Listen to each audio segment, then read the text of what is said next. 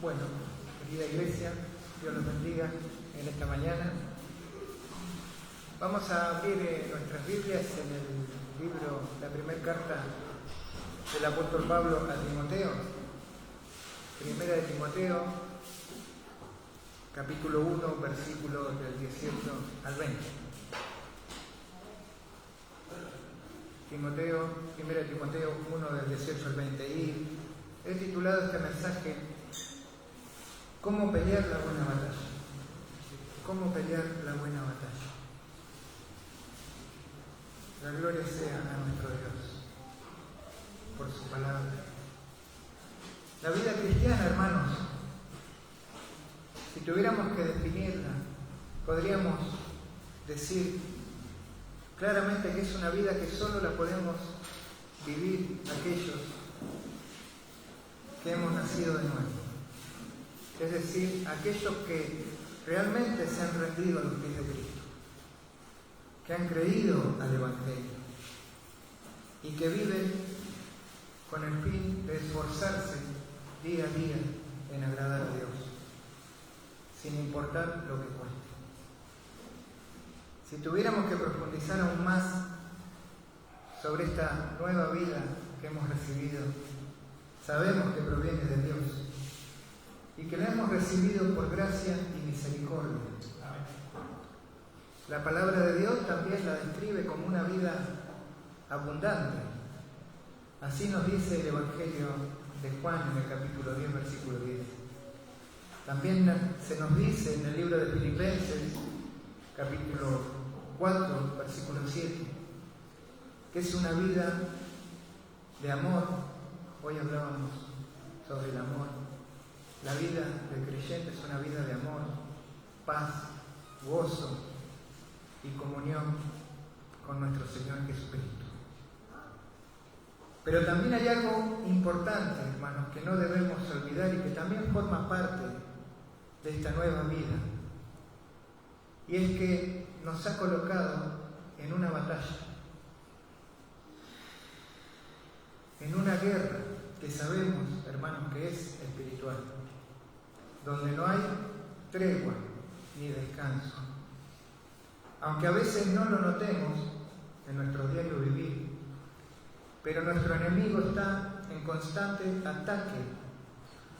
Muy sutilmente nos bombardea con toda clase de cosas, ocupando nuestra mente, es decir, nuestros pensamientos, intentando controlar nuestra voluntad a través de los placeres de este mundo.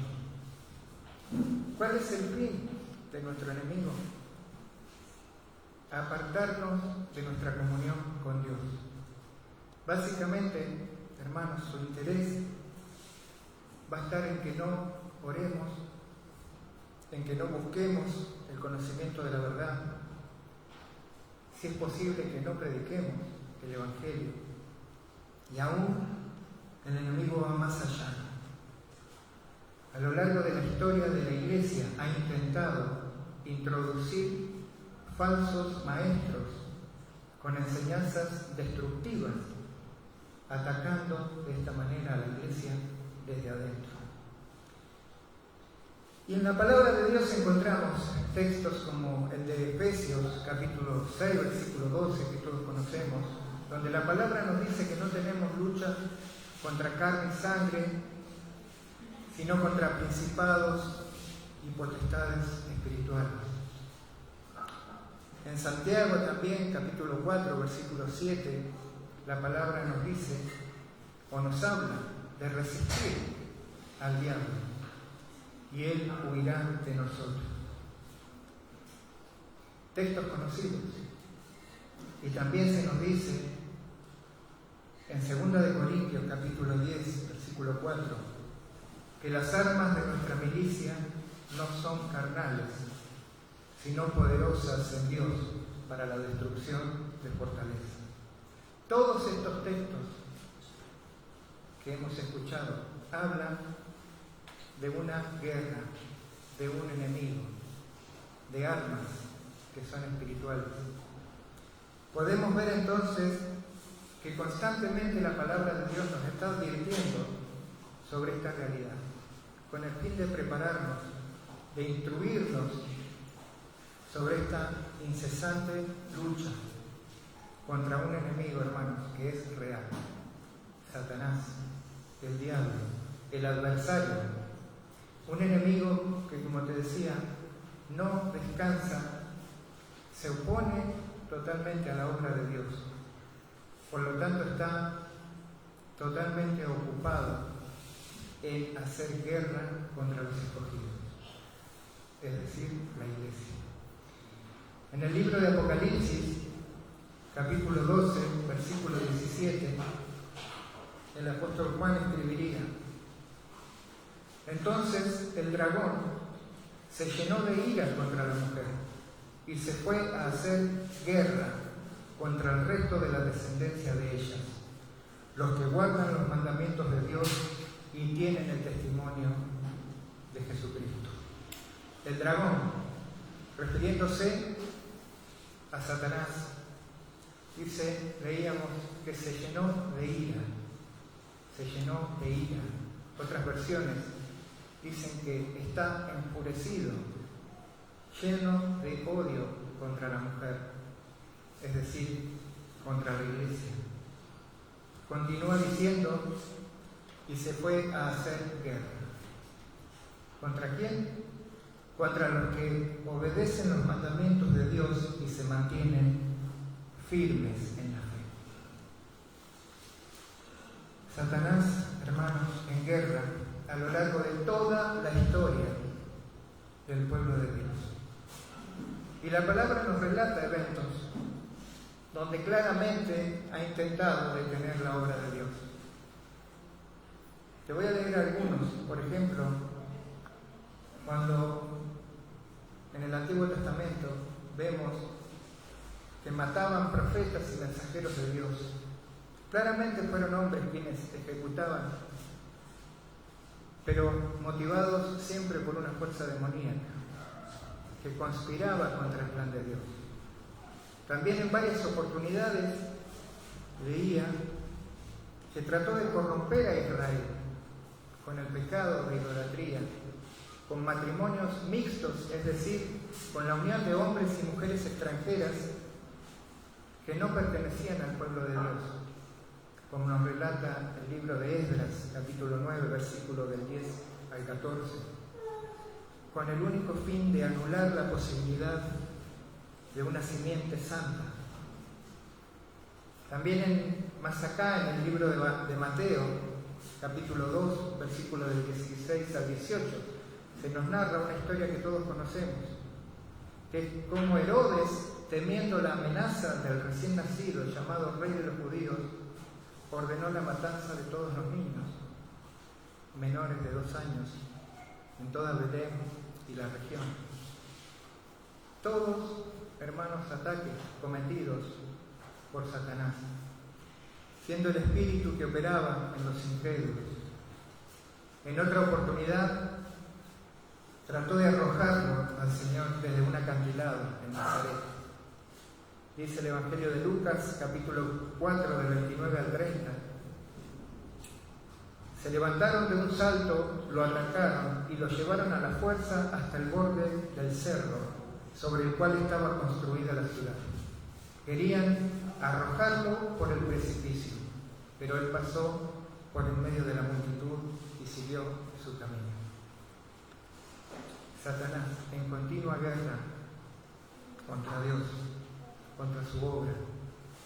En otra oportunidad nos relata la Escritura que trató de hacer caer al Señor Jesús en tentaciones cuando estuvo en el desierto. Y también hizo su parte para llevarlo a morir en la cruz, creyendo que finalmente lo vencería. Sin embargo, Satanás, a pesar de todos sus esfuerzos, no pudo detener la obra de Dios. Al contrario, la cruz fue su derrota. Como leemos en Colosenses capítulo 2, versículo 15, dice la palabra de Dios: y despojando a los principados y a las potestades, los exhibió públicamente, triunfando sobre ellos en la cruz. Satanás está derrotado. Cristo es el vencedor. Amén. Pero aún sigue siendo el príncipe de este mundo. Dice la palabra que Él es quien tiene cegado el entendimiento de los incrédulos para que no les resplandezca la luz del Evangelio. Nos dice el apóstol Pablo en la segunda carta a los Corintios 4:4.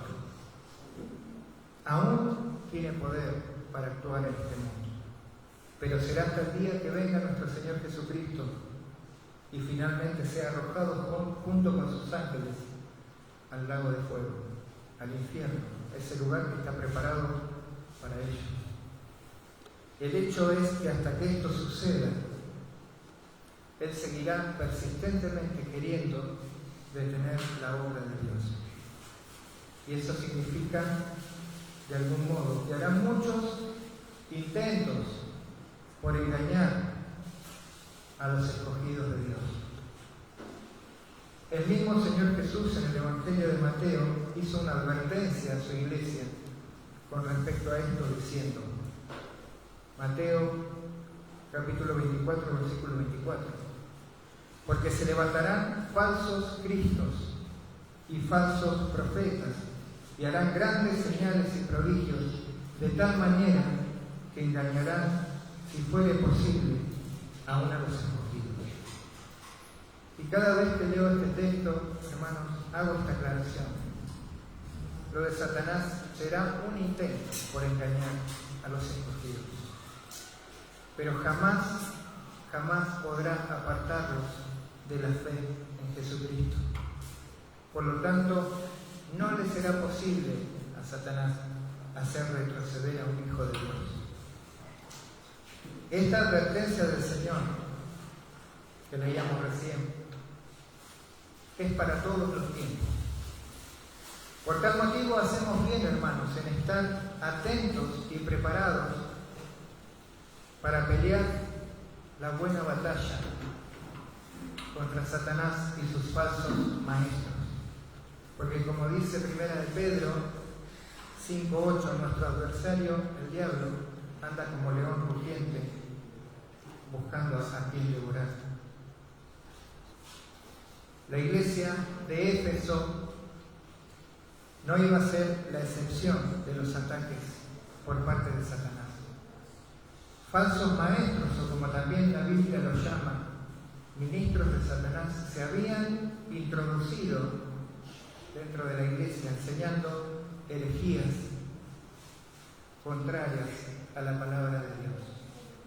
Por tal motivo, Pablo, a través de esta carta que vamos a estudiar, va a exhortar a Timoteo a que se encargue de defender el Evangelio, de pelear lo que él llama la buena batalla, manteniendo la fe y la buena conciencia. Vamos a leer entonces Primera de Timoteo 1, del 18 al 20. Y dice la palabra de Dios: este mandamiento, hijo Timoteo, te encargo, para que conforme a las profecías que se hicieron antes en cuanto a ti, milites por ellas la buena milicia, manteniendo la fe y buena conciencia, desechando la cual naufragaron en cuanto a la fe algunos, de los cuales son Himeneo y Alejandro, a quienes entregué a Satanás para que aprendan a no blasfemar. Hasta aquí vamos a profundizar en la palabra y vamos a recordar, hermanos, el contexto de estas palabras de Pablo, donde le pide a Timoteo que se quede en Éfeso y detenga a estos falsos maestros que estaban enseñando diferentes doctrinas. Estas, dice Pablo en el verso 4, estaban llenas de fábulas y genealogías interminables. Todas estas falsas enseñanzas tenían su origen en las leyes judías De hecho, Pablo dice de estos maestros que se creían doctores de la ley, pero que en realidad no entendían ni lo que hablaban ni lo que afirmaban. Decían puras palabrerías, que lo único que hacían era provocar peleas y discusiones dentro de la congregación, más bien que edificación. Por tal motivo, Pablo le manda a Timoteo que se encargue de ellos, porque lo que enseñaban en cuanto a la ley no era correcto. Así que Timoteo, debes detener a estos falsos maestros, debes callarlos. Y luego de pedirle a Timoteo que cumpla con este mandamiento, el apóstol Pablo va a hacer un paréntesis desde el versículo 12 al 17 y va a dar su testimonio personal con el fin de que quede claro para qué realmente servía la ley y lo que verdaderamente hizo en su vida. Porque la ley, decía Pablo, no le fue dada para el justo, sino para los impíos y pecadores. La ley fue dada para mí, decía Pablo, el peor de todos, blasfemo y perseguidor de la iglesia. Por tal motivo la ley lo que hacía era ver su propio pecado y la necesidad del perdón a través de Cristo, quien por su gracia y misericordia, decía Pablo, lo salvó y lo tuvo por fiel para que continúe con la obra de predicar el Evangelio. La ley es buena si se la utiliza correctamente. Estas eran las palabras de Pablo. Totalmente contrario a lo que enseñaban estos falsos maestros que querían imponer reglas, costumbres y ciertos rituales. Inmediatamente después de este testimonio que Pablo comparte, va a retomar el tema principal, que eran los falsos maestros, y le reitera a Timoteo la orden de encargarse de ellos. Este mandamiento, dijo Timoteo, te encargo, para que conforme a las profecías que se hicieron antes en cuanto a ti, milites por ellas la buena milicia. La palabra mandamiento a la que Pablo se refería en el griego, parangelian, se empleaba más precisamente para dar una orden en el ámbito militar, es decir, algo que debía cumplirse sí o sí, obedientemente. No era algo que se pudiera discutir. ¿Cuál era ese parangelian o ese mandamiento que Pablo encargaba a Timoteo que hiciese? En el versículo 3, cuando comienza esta carta, Pablo va directamente al grano. Dice Pablo: Timoteo, quédate en Éfeso y manda a algunos que no enseñen diferente doctrina. Timoteo, debes detener a esas personas cuyas enseñanzas son contrarias a la verdad. Ese era el mandamiento que Timoteo debía cumplir obedientemente, detener a estas personas, confrontar a estos falsos maestros. Este mandamiento, hermanos, conllevaba una gran responsabilidad por parte de Timoteo, porque se trataba nada más y nada menos que de defender el Evangelio. Y es interesante destacar que el apóstol Pablo no deja de expresar su amor y su confianza en quien llama hijo, verdadero hijo en la fe. La razón de llamarlo así era porque Timoteo fue un fruto de la predicación de Pablo en su primer viaje misionero a Listra. Pablo le encarga lo más valioso que puede recibir una persona: la verdad de Dios. Este mandamiento, hijo Timoteo, te encargo. En la segunda carta a Timoteo, Pablo le va a decir que el encargo que él recibió se lo transmitiera a otros. La palabra de Dios que él recibió, el Evangelio, se lo transmitiera a otros para que esos otros enseñaran. Dice 2 de Timoteo, capítulo 2, versículo 2, lo que has oído de mí ante muchos testigos, esto encarga a hombres fieles, que sean idóneos para enseñar también a otros. Entonces, ¿qué había oído Timoteo de la boca de Pablo? El Evangelio. Ahora ve, Timoteo, esto mismo encarga. Entrégales el Evangelio a hombres fieles que sean idóneos para enseñar. Y Timoteo reunía estos requisitos. Era una persona fiel, idónea para enseñar, porque Dios lo había capacitado con dones espirituales para llevar a cabo la obra que se le había encomendado. Esto había sido anunciado por profetas, llamando a Timoteo al ministerio.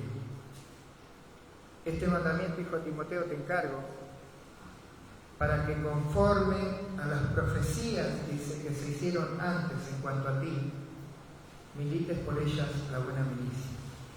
La palabra de Dios no especifica, es decir, no menciona el momento o las circunstancias de estas profecías que le fueron dadas a Timoteo, pero sí nos aclara que tenían que ver con el don que él había recibido por parte de Dios. Un poco más adelante, en el capítulo 4, versículo 14, Pablo le va a decir a Timoteo, no descuides el don que hay en ti, que te fue dado mediante profecía con la imposición de las manos del presbiterio. Timoteo había recibido el don estaba en él, es decir, la capacidad dada por Dios para enseñar la verdad del Evangelio. Y dice que este don le fue dado mediante profecía, es decir, que el don le fue anunciado por profecías que se hicieron con respecto a él, con la imposición de las manos del presbiterio. Es decir, que este don que fue dado por Dios, anunciado por profetas, también fue confirmado por la Iglesia. No había dudas del llamado de Dios a Timoteo, y esto Pablo lo sabía bien. Por eso era la persona indicada que debía cargar con esta responsabilidad. Timoteo, debes militar por ellas la buena milicia. Dios me había dado todas las herramientas necesarias para que Timoteo pudiera pelear la buena batalla. La palabra buena que emplea Pablo en griego, kalos, que significa noble, excelente, virtuoso. Esta batalla Pablo la llamaba buena batalla. ¿Por qué? Porque era por el alma de las personas. Es por la gloria de Dios y de nuestro Señor Jesucristo. Esta batalla es por la fe. Es una batalla kalos, es una batalla noble. Una pregunta que nos deberíamos hacer, sobre todo para la iglesia de estos tiempos: ¿cómo debemos pelear la buena batalla? Y aquí a continuación el apóstol Pablo no nos va a hablar ni de ministerios de liberación, ni de formas de reprender al diablo, ni nada de eso. Simplemente Pablo nos va a decir que peleemos esta buena batalla manteniendo la fe y buena conciencia. Dos grandes verdades fundamentales para sostener y pelear la buena batalla. Manteniendo la fe, es decir, estando firmes en el conocimiento y en la obediencia de la verdad revelada, que es la palabra de Dios, permaneciendo fieles al Señor, dedicado al Evangelio, a cuidarlo, es decir, guardarlo, atesorarlo en nuestro corazón, alimentarnos de Él y predicarlo fielmente. Todas estas cosas implican mantener la fe. Timoteo, de esta manera es como debes pelear. Iglesia, de esta manera es como debes pelear la buena batalla, manteniendo la fe. Y añade algo más: y buena conciencia. La buena conciencia, hermanos, es el resultado de una vida en santidad, una vida que busca hacer la buena voluntad de Dios. Al comienzo del sermón hablábamos de la vida de un verdadero creyente, y sin duda la buena conciencia o la limpia conciencia debe ser algo fundamental, de suma importancia para nuestro caminar. La conciencia es algo también dado por Dios y que reacciona ante la conducta que tengamos. La conciencia, hermanos, nos acusa o nos defiende. Como le diría Pablo a los romanos en el capítulo 2, versículos 14 y 15. Aún los gentiles, quienes no cuentan con la ley escrita de Dios, muestran que conocen esa ley cuando por instinto la obedecen, aunque nunca la hayan oído.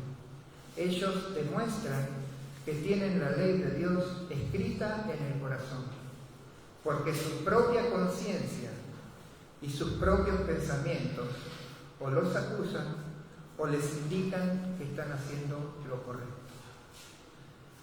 El ser humano sabe lo que está bien y lo que está mal, aunque no conozcan al Señor.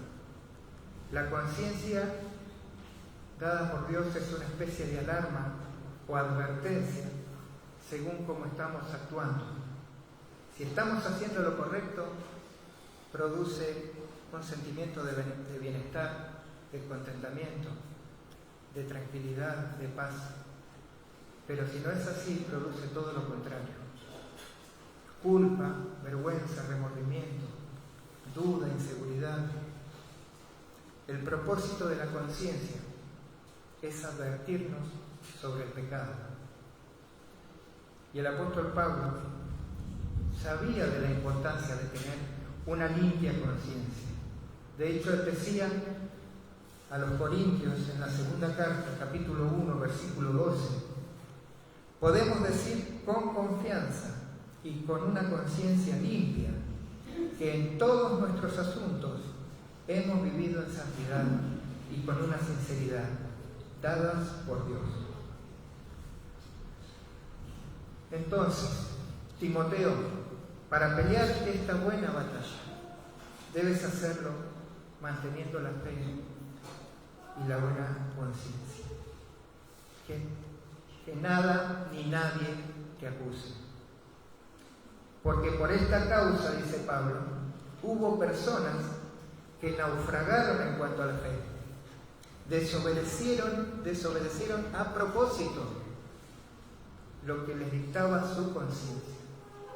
Y como resultado, su fe naufragó. Es decir, leíamos en esta carta que profesaban ser cristianos y maestros de la ley, pero que en realidad estaban vacíos de la verdad. No entendían ni lo que decían, ni lo que enseñaban con tanta seguridad. Pablo va a mencionar por nombre a dos falsos maestros y los va a poner como ejemplo de lo que estaba diciendo. Versículo 20, de los cuales son Himeneo y Alejandro, a quienes entregué a Satanás para que aprendan a no blasfemar. Himeneo y Alejandro, aparecen estos dos nombres en la carta de Pablo. Dos hombres que por no haber estado parados firmemente en la verdad y no atender a sus conciencias, naufragaron en cuanto a la fe. Es decir, apostataron, se apartaron de la verdad. A Himeneo se lo vuelve a mencionar en la segunda carta que Pablo le escribe a Timoteo, en el capítulo 2, versículo 17, y dice de él: y su enseñanza se extiende como un cáncer. Esto es lo que sucede con Himeneo y Fileto, otro falso maestro que había aparecido. Pero el apóstol Pablo, guiado por el Espíritu Santo, toma una decisión con respecto a estos dos hombres, a estos dos falsos maestros, y dice: a quienes entregué a Satanás para que aprendan a no blasfemar. Los entregó a Satanás. Y al principio, cuando uno lee estas palabras, parecen ser muy duras. Los entregué a Satanás. ¿Qué quiere decir Pablo con estas palabras? Que tuvo que expulsarlos de la iglesia. Fueron alejados, Himeneo y Alejandro, de la protección, del refugio del pueblo de Dios. De esta manera los puso en manos de Satanás. El hecho de que estos hombres hayan estado bajo la protección de la iglesia no significaba que hayan sido parte del cuerpo de Cristo. De hecho, eran personas que por su accionar no parecían hasta el momento haber nacido de nuevo. De igual manera, actuó Pablo en Corinto con un caso de inmoralidad dentro de la iglesia. Si el hombre no se arrepentía, les decía Pablo en 1 Corintios capítulo 5, versículo 5, el tal se ha entregado a Satanás para destrucción de la carne, a fin de que el espíritu sea salvo en el día del Señor Jesús. Y esto es muy interesante lo que dice Pablo. Lo vamos a analizar un poquito más adelante. Antes te quiero leer otro texto que tiene que ver con esta disciplina, que era totalmente necesaria. De hecho, nuestro Señor Jesús la enseñó en el Evangelio de Mateo, capítulo 18, versículos del 15 al 17. Dice el Señor: por tanto, para ir analizando y descubriendo cuando hay alguien en la iglesia que no está actuando conforme a la voluntad de Dios, o vemos que está en rebeldía o algún pecado, lo que tenemos que hacer, hermanos, dice el Señor, y es claro: por tanto, si tu hermano peca contra ti, ve y repréndele, estando tú y él solos. Si te oyere, has ganado a tu hermano.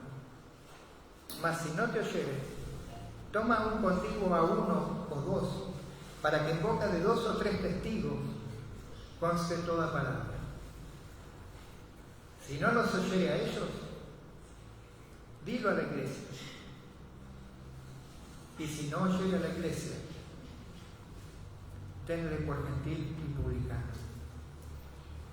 Tenerlo como gentil y publicano era considerarlo apartado de la iglesia, del pueblo de Dios, excomulgarlo. Tenerlo como gentil y publicano era entregarlo a Satanás. Esta disciplina que la iglesia daba tenía un doble propósito. Primero, era la manera de cuidar a los hermanos, de mantener a la iglesia sana, en santidad, en un mismo espíritu. De esta manera se evitarían peleas, discusiones, contiendas y hasta quizás posibles divisiones. Y el segundo propósito de esta disciplina era que el hecho de expulsarlos o entregarlos a Satanás, como dice Pablo, era una disciplina, pero que no tenía nada que ver con menospreciarlos o maltratarlos o tenerlos por perdidos definitivamente. la disciplina de la iglesia siempre debe estar motivada por el amor y la esperanza de que el que recibe la disciplina pueda arrepentirse y volverse al Señor. Este era el verdadero sentido de entregarlos a Satanás, que realmente supieran lo que es estar fuera de la protección de la iglesia. Esto era una prueba para esos falsos maestros, que podía terminar en juicio o en perdón si ellos se arrepentían realmente. Quizás a través de esta disciplina, dice Pablo, aprendan a no blasfemar. El propósito de esta disciplina, entonces, era que estos falsos maestros aprendan a no blasfemar, aprendieran lo que está bien y lo que está mal. No estaban totalmente reprobados aún, a no ser que se apartaran definitivamente sosteniendo su error. En aquel tiempo, hermanos, cuando se aplicaba una disciplina de este tipo, toda la iglesia lo sabía, en toda la región. Por lo tanto, el disciplinado no era recibido en ninguna congregación de santos. Esa persona literalmente no tenía dónde ir. Las puertas de la iglesia se cerraban por completo para ellos, esperando la iglesia una reacción por parte de ellos. Como hablábamos recién, que se arrepintieran de sus pecados y volvieran a los pies de Cristo. Y la pregunta que me surgió y que la quería compartir: ¿qué pasaría si hoy en día, en este tiempo, la iglesia tuviera que aplicar esta disciplina? Y lo hemos visto. Seguramente el disciplinado tendría la opción de irse, de buscar otra iglesia, otra congregación, donde quizás sería muy bien recibido, sin problemas, continuaría manteniendo su pecado sin poder recibir la corrección, sin poder aprender a no blasfemar. ¿Y por qué pasaría esto hoy en día? Porque lamentablemente hay iglesias que no están bien fundamentadas en la palabra de Dios y les importa más mantener un número de miembros. Lo cierto es que estos hombres debían aprender a no blasfemar, es decir, a no tergiversar la verdad de Dios.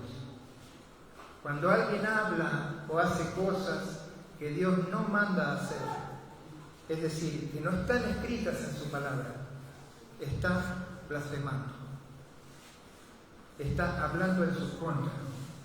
Y esto era lo que esos falsos maestros estaban haciendo. Podemos entonces, hermanos, entender la responsabilidad de Timoteo como la de cualquier pastor que está enfrente de una congregación. Debe estar siempre preparado para el embiste, para pelear la buena batalla, manteniendo la fe y buena conciencia. Sabemos que Satanás, a lo largo de la historia de la iglesia, en la mayoría de las cartas que a veces leemos, ha utilizado a falsos maestros para poder generar peleas y divisiones, y así, de esta manera, poder frenar el plan de Dios. Lo hemos visto a lo largo de toda la historia de la iglesia, lo vemos en la actualidad. Por tal motivo, hermanos, como somos parte de esta lucha, de esta batalla, nosotros también debemos estar atentos, preparados, no callar cuando vemos alguna mala actitud en la vida de un hermano. Debemos, como dice el Señor en Mateo capítulo 18, versículo 15, ayudarlo y corregirlo para ganarlo nuevamente. Si no atendemos estas cosas, puede ser que estemos frente a un falso maestro y luego el daño sea aún mayor. Y para ir terminando, hermanos, la palabra nos exhorta a vivir una vida en santidad, tener una mirada espiritual sobre todas las cosas. Nuestra vida debe reflejar, hermanos, el carácter de nuestro Señor Jesucristo. Sabemos por la palabra que estamos en medio de una lucha espiritual contra un enemigo que es el engañador y mentiroso. Por tal motivo debemos esforzarnos cada día por pelear esta buena batalla, como dice Pablo, manteniéndonos firmes en la verdad, y que no haya nada malo en nosotros que sirva para que nuestra conciencia nos acuse y el enemigo se aproveche de eso. Pidamos, hermanos, perdón a Dios en todo momento y sabiduría para vivir esta nueva vida que Él nos ha dado. Amén. Bueno, hasta acá la palabra de Dios.